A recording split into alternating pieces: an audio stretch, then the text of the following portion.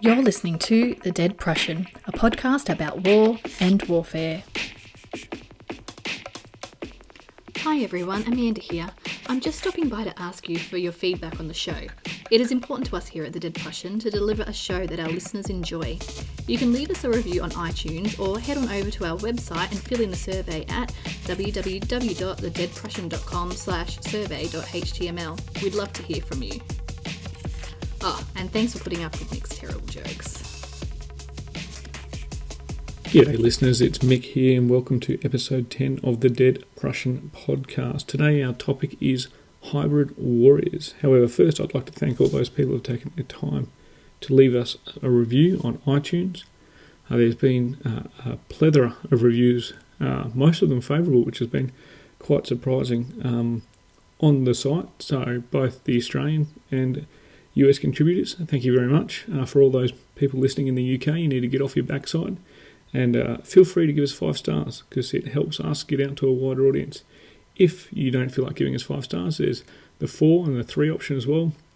But those of you who are only considering 1 or 2 stars, perhaps you're a little cheap. Rethink your life goals. Today's topic will be hybrid warriors, and I got interested in this topic whilst reading about hybrid warfare, but recently there's been a War on the Rocks article. Now, for those who don't know, War on the Rocks is a great online journal, magazine, run by a guy named Ryan Evans. He's the founder and editor-in-chief. And this article I read was by Douglas Ollivant. It was about the rise of hybrid warriors from Ukraine to the Middle East. It was published on March the 9th. It's easily searchable on warontherocks.com. And what interested me was it's not so much about the debate about hybrid warfare or the grey zone, but about the warriors themselves, the actual techniques, tactics, where the warriors differ from the traditional soldiers and also the modern insurgent or guerrilla.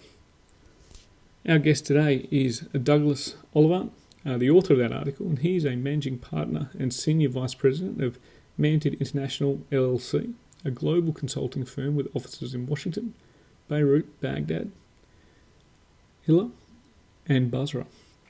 Since 2012, he's also been appointed as an ASU Senior Fellow at the Future of War Project at New America. He's a retired Army officer, achieved the rank of Lieutenant Colonel. For you Americans, that's Lieutenant Colonel. His last assignment was in government as a director for Iraq at the National Security Council during both the Bush and the Obama administrations. Douglas spent 1 year in 2010 to 2011 in Afghanistan as the Senior Counterinsurgency Advisor to the Commander, Regional Command East. Prior to his posting at the White House, Douglas served in Iraq as the Chief of Plans for Multinational Division Baghdad in 2006-2007.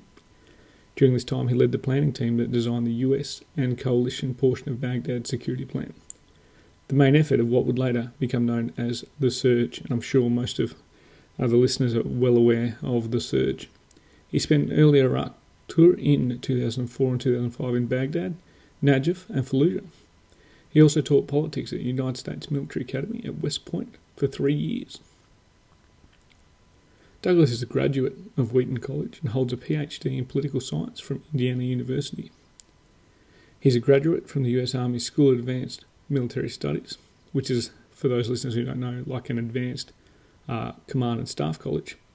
He is a frequent television commentator on defence and Middle East issues. He's on networks including CNN, PBS, NPR, MSNBC and ABC before becoming an exclusive contributor with Al Jazeera America in July 2015. He's a life member of the Council of Foreign Relations, the Veterans of Foreign Wars and American Political Science Association. He also serves in several advisory capacities to Monument Capital Group, Meridian Hill Advisors, and Transcan LLC. He's working on a book manuscript on the topic of hybrid warriors, as well as various manuscripts on the Iraq conflict, 2003 until present. G'day Douglas, how are you going? I'm well, thank you. Thanks for coming on the show. My pleasure. So I've read out the Mick Cook version of who you are. My first question is, for the listeners, can you just give us a brief description of how you found yourself transitioning from being both a warrior as an army officer and also a scholar to where you sit now in the national security space as both a scholar, advisor, and doer. Well, none of this is ever planned. Way just leads to way. Copying my friend David Kilcullen's book, I've often called myself an accidental counterinsurgent. Certainly never intended to end up in this space, had no aspirations to do this. As I tell friends, if I'd known in 2004 when I got on the plane to Iraq that I'd still be working the problem a dozen years later, I might have made some different life choices. But it really is simply way leads to way. You do one thing, which leads you to the next thing, which leads you to the next in very unexpected directions. So I'm very much enjoying the space I'm in. I have a good home at New America, still get back to the region and do some business with Manted. I'm able to comment very freely on what I think about issues, not really beholden to any particular interest. So I'm really enjoying this space. That accidental counterinsurgent is quite a good moniker. You may have to take that for your biography or memoirs in later years. Perhaps. So our topic today is hybrid warriors, and your article on War on the Rocks goes into defining that. For our listeners, are you able to define hybrid warriors, and then perhaps give us a few examples of real-life hybrid warriors you see out there?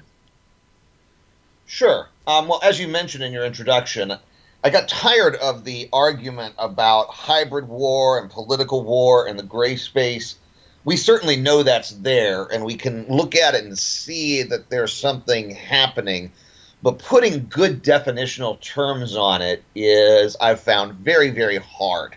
It's like the classic quote about pornography. We know it when we see it, but giving a strict definition and finding what's in and what's out and what are the margins can get very, very difficult. So I thought, well, why don't I take a slightly different approach?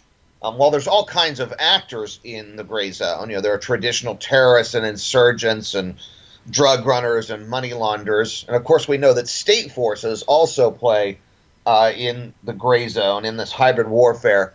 But I started to notice that there seem to be these forces that are optimized for it, that this is their natural habitat, so to speak. It's what they live for. It's what they've been formed for.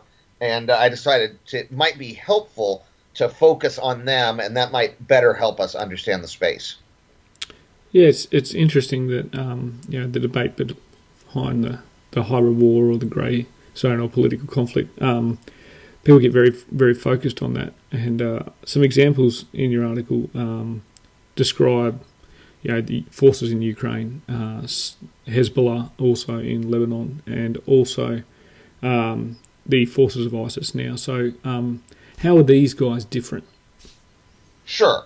So what I say is essentially they are sub-state violent actors.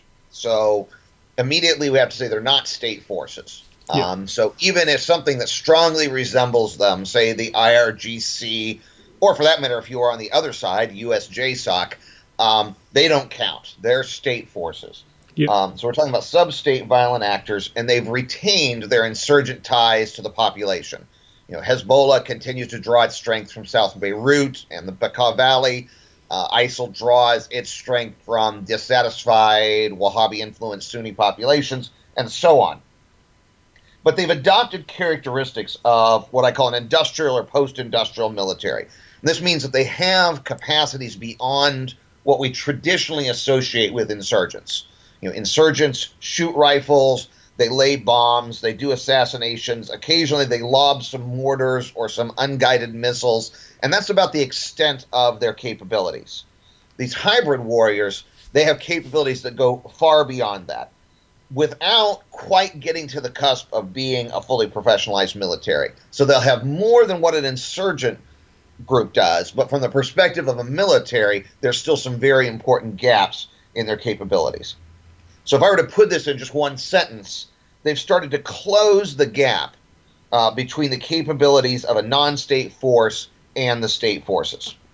Okay, so it sounds like it's, particularly with what we've seen in the Ukraine and the relative ease of some of ISIS's campaigns, especially in 2013 before they really blew up on the international radar, that this is it's seen as a phenomenon at the moment. However, are these type of warriors new? Are they the new revolutionary army? You talk about possibly being between the second and third stages of Mao's People's Protracted War. Are these just revolutionary people armies for the 21st century, or is there something different? I think there might be something a little bit different. Now, I don't say that these are new. I think they're new to us. Okay. The medieval states, that had to deal with, say, the Knights Templar running all around, they would have been very, very capable, very familiar with a non-state force that has a lot of their capabilities. Yeah, okay. And for that matter, when the U.S. 7th Cavalry met the Native American tribes in our West, they also faced a force that had a significant amount of their capability. Yeah. May not have had cannons and the Maxim guns, but on the right day, as Colonel Custer found out, they can have more than enough. Yeah. So I would say this is not new, but it's new to us in this period of time. This is not something that we have faced in our professional lifetimes, although we can certainly find it in the history books. Yeah, it's very interesting. You see almost that conventional war mindset and stagnation. You get used to the conflict you're fighting or the opponent you're fighting, and then the old new comes along and gives you a bit of a kicking for a while. So my next question is regarding particularly conventional Western armies. However, there are a lot of regional aspects to this particular, Eastern Europe as well as the Middle East. How do these forces pose a threat to security of nation states with conventional military forces? Well, they just have so much more capability. I think the best direct comparison that I use, which isn't in the article, I've used it in some of the presentations since, best comparison I have is to compare the Sodderists of the Jaish al-Mahdi circa 2006 in Iraq with the Hezbollah that fought Israel in the 2006 war. Yep. So what's interesting about these two groups is what is constant.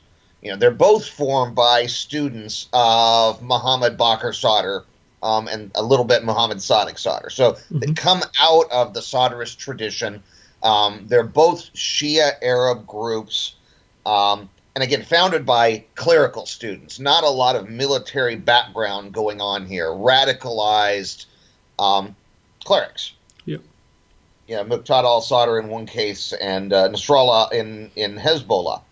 And, when we look at what we dealt with fighting the Jaish al-Mahdi in 2006, whether in Baghdad or Najaf or Basra, they're just a traditional insurgent group, as I talked about. There were a lot of them, so that made them frustrating, and they had political influence, so that made it complicated. But when you actually got to fighting them, they shot rifles, they laid bombs, they lobbed some mortars or primitive rockets, and that's really all that they brought to the gunfight. Yeah.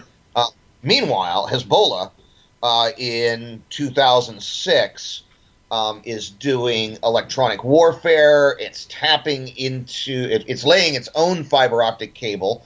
It has platforms that it puts its missiles on that come up and down out of the ground, so they're camouflaged. In one famous case, they intercept Israeli UAV feeds, and they're clever enough not to let anyone know they're intercepting the feeds. They look at what the Israelis have the UAVs observing, and then they ambush that ground, lay ambush in that ground, turn that ground into death ground for Israeli forces who go in there later. Immensely more sophisticated opponent, even though from the same origins and exactly the same year. Yeah, I mean, the 2006 conflict between Hezbollah and the Israeli Defense Force was quite an eye-opener, I think, for many people, especially in the tactics used. I mean, they were killing heavy armour, which probably wasn't something that was expected at the time. Right, and that's the beauty of these groups. And again, if you're fighting them, there's nothing beautiful about it. But looking at it from a purely analytic point of view, the Hezbollah learned how to defeat Israeli reactive armor on their tanks. They didn't have a weapon, like, say, a U.S. TOW-2 Bravo that will do an initial impact on the reactive armor and then send a penetrator through to detonate the real armor. They didn't have that. Well, what they learned, though, is, what we can do is fire a volley of 6 missiles at a tank, and that will blow up the reactive armor, and then it's gone. And then we can put in a second volley of 6 missiles. Again, our missiles aren't that great. They aren't U.S. standard. But if we fire 6 of them at the exact same spot where we sent that first wave, where there's no longer any reactive armor, one of those is going to get through. Immensely innovative, learning, smart, capable opponent. And again, if I had to put my bottom line in one sentence for professional military officers, I think civilians might draw different lessons, but for professional military officers, the lesson may well be is that many of us may have gotten lazy fighting second and third tier opponents. Yeah, I suppose we mentioned it at the start, the concept of the accidental guerrilla. That's very different from what we're talking about when we talk about hybrid warriors, as opposed to being someone that gets drawn into a fight. These are people that are living for the fight. I mean, in terms of the way they probably view themselves, as much like a professional soldier views themselves, that warfare is their business. Right, at the professional level. Now, when we turn to say, ISIL or ISIS, they may well have those as well. They may have auxiliaries who are just young, mostly untrained kids who pick up rifles and whose utility is marginal. Yeah. But at the core, at their professional level, you'll find something very similar to what you have with Hezbollah. It's interesting. We discuss Big Carl and his work on war quite a bit on the show, and we talk about how he trained partisan forces for the fight against the French. However, this is more than just your auxiliary, as you mentioned. This is more than just your civil militia. This is beyond theory of the partisan. This is moving into something a little bit different.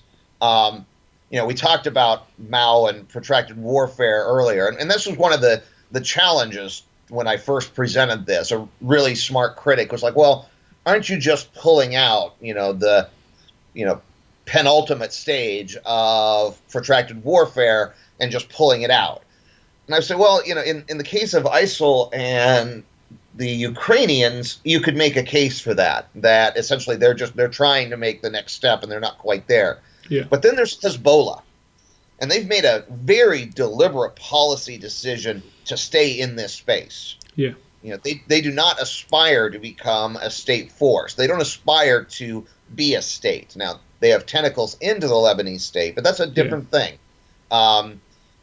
They don't want to be a state-level force. They're going to remain where they are.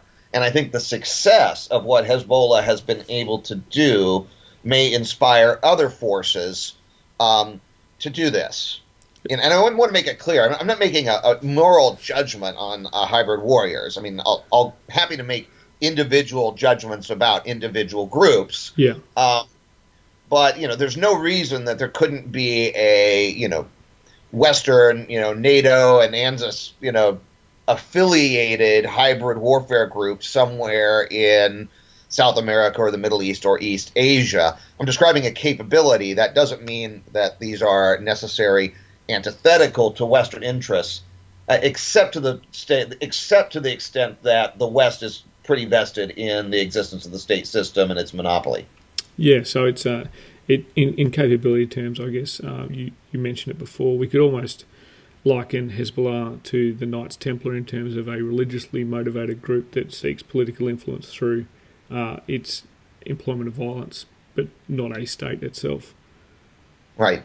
And therefore, when we talk about in capability terms, how do we train, I guess, adaptation, innovation? Are these things that we see as key to defeating a hybrid threat? Is it you get hybrid warriors fighting hybrid warriors, or is it march the conventional army up to the gates again and see how that goes? I think the conventional army is up to the game. I just think that there have been a lot of bad habits Yep. picked up during the wars in Iraq and Afghanistan. If we were fighting a first-tier opponent, if we had, clashed with the Soviet horde in Afghanistan, we would never have dreamed of putting in an entire divisional headquarters with all its hundreds of people and all its generals all in one spot. Yeah. Centralized in one abandoned building that could, in theory, be taken out by one missile or two or three. Yeah. We would never do that against a first-tier opponent. We felt very, very justified doing that fighting the Taliban. Yeah. Because they're a second, third-tier opponent that has no capability to make a real threat against destroying the command and control that we centralized at Bagram. Yeah. Just to use one example. Bagram, Kandahar, we did the same thing everywhere. Basra, Helmand, wherever your favorite divisional size headquarters is. I'm not sure that would be a prudent course of action if you're fighting against one of these groups. Yeah, okay. They may well have something similar or some analog or piece together some improvised solution that gives them the same capability that we would expect if we were fighting another conventional army against which we would array our command and control in echelons. We'd have a rear post very, very deep away from the fight. We'd have a much smaller forward and then an even smaller tack on the move out with the forward soldiers. The standard infantry tactics, the standard array of command and control nodes we were taught as captains, but then for some reason never did when we got to Iraq and Afghanistan. Yeah, I guess what comes to mind when you mention the FOB mentality of almost that sense of invulnerability is the attack on Bastion Airfield, where based on routine underestimation of the foe, some insurgents were able to get on base and create quite a bit of damage and loss of life. If that had been something with a more conventional that kind of thing we planned against. Yeah. We understood that they had the capability to perhaps breach our wire in teams of up to platoon size, and if they got close to helicopters in this case, they're remarkably easy to damage and or destroy in short order. Yeah. But getting inside a command post, or better yet, why get inside a command post, having the ability to destroy a command post from a distance seems to me to be something we just never conceptualized or took into account. A bit like the... and again, if you're fighting a Hezbollah or an ISIL, I think that's a bad call.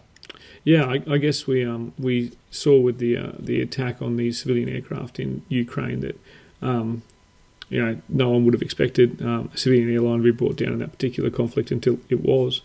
But that is a capability, most likely in SA-17 that no one was expecting what are termed rebels to have available at the time.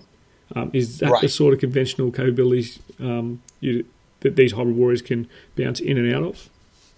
That's a great example. I use it in the article. Mm-hmm. Now I have to caveat that now there are countervailing theories that perhaps that was brought down by Russian state forces after all. But let's run with the, I still think, majority opinion that was brought down by the Ukrainian rebels.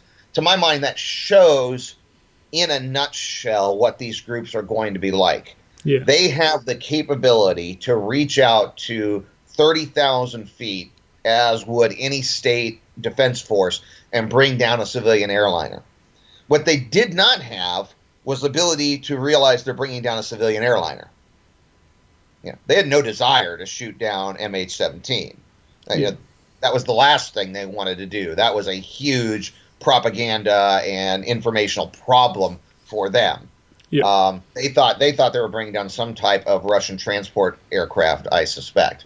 Yeah. So they have the capability to reach out and perform this operation, reach out and kill, but they don't have the ability to do it precise and with good intelligence because they had really no idea what they were shooting at. Yeah, so it's still a significant switch, I guess, for mentality, especially when we haven't been seeing conventional armies dealing with threats like that, and our methods to counter them, and the way that our forces array, Western Army forces particularly array themselves, as you said, may need a little bit of a rethink. And it looks like from what you're saying, some of that rethinking is just going back to learning some old lessons that proved true in the past. Exactly. I mean, we know how to fight first-tier opponents. We practice that. We rehearse it. When we go to our training centers, we simulate a first-tier opponent for us to fight against. We just need to. Bottom line is take these guys seriously. Yeah, and innovation, adaptation is something that sometimes the bigger the bureaucratic organisation, the harder it is to do. Whereas smaller, more agile organisations are able to do it quickly. And I'm probably convinced there aren't too many hybrid warriors out there filling out too many forms or briefing their commanders on PowerPoint. No, they are remarkably unconstrained by these things. There was a wonderful piece published a couple months ago, and I'm going to forget where it was now. I want to say Vox or Vice or some one of these outlets on all the obstacles that would exist to the United States government doing an equivalent of ISIL's Dabiq magazine and all the laws and policies that effectively prevent us from doing anything remotely equivalent. Yeah, I guess the propaganda, also propaganda of the deed, which we see ICE will use quite heavily, is not the sort of thing that a transparent liberal democracy can actually roll out without causing a lot of discomfort in terms of the legal world. And it's the agility, I guess, that these warriors have. I mean, social media is the same, I guess, as the propaganda of the magazines. You know that government organisations probably can't engage on social media the same way that the propagandists are from these organisations, and Hezbollah probably paved the way in terms of propaganda, which I think ISIL's probably learnt a little bit from. Yes, absolutely.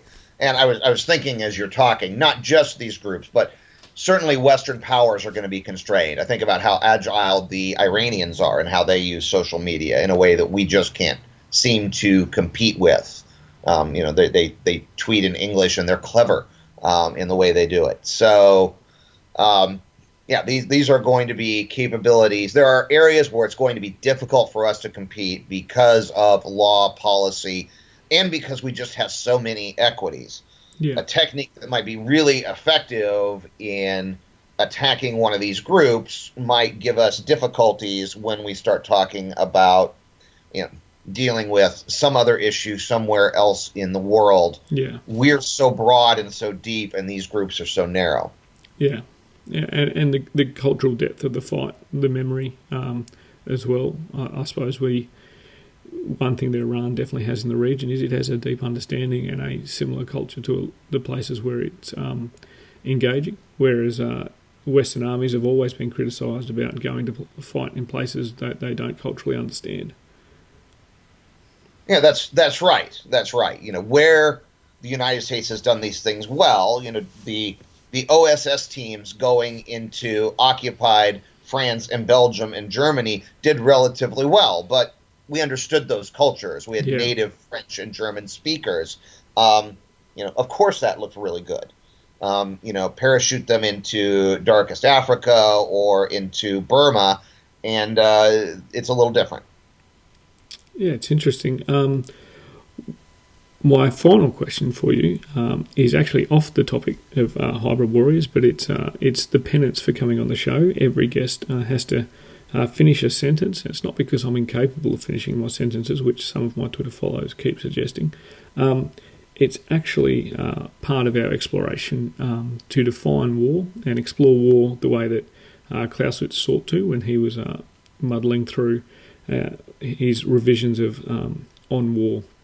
And the sentence begins with "war is," and I'll let you finish the rest of the sentence. War is. War is some level or form of violence to accomplish some form of political end.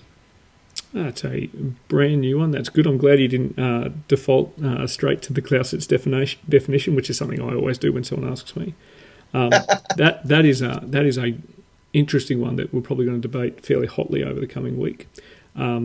I also would like to mention that we received one that said war is harder than it looks and hard to teach in a classroom.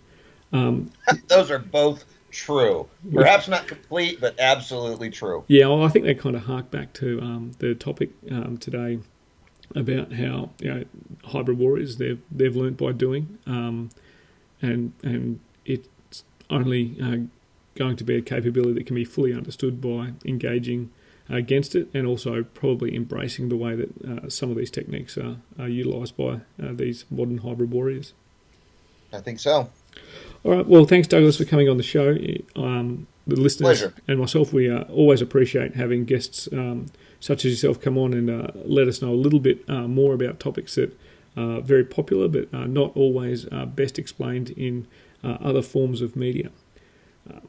For the guests and listeners out there, you can jump on over to our website and fill out the survey, as Amanda mentioned in the intro of the show.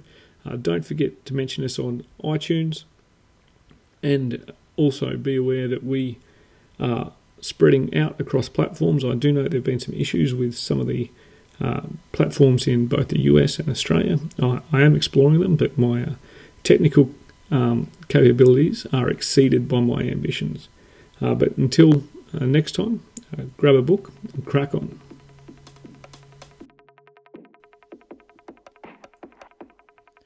Join the conversation with us on Twitter at Dead Prussian Pod, on Facebook at the Dead Prussian page, or on our website www.thedeadprussian.com. All show notes for this episode, as well as copyright information, can be found on the website. The Dead Prussian podcast is written, produced and hosted by Mick Cook. It is co-produced by Amanda Levito. The music used throughout is Caught in the Beat by Broke for Free and is used under a Creative Commons Attribution license. All opinions expressed by individuals on the podcast are those of the individual and not necessarily representative of any other organisation.